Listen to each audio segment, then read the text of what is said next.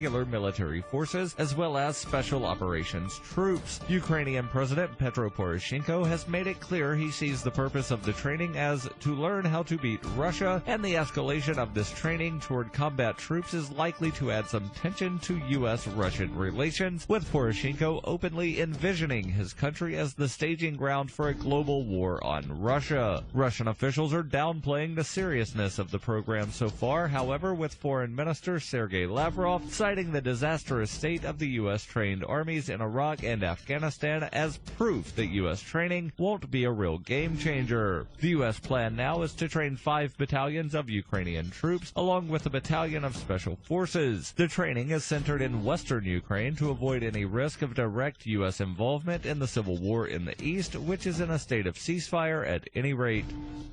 You can support FPP Radio by shopping online. Every purchase you make from one of my affiliates at shop.fppradio.com helps fund FPP Radio. That's shop.fppradio.com.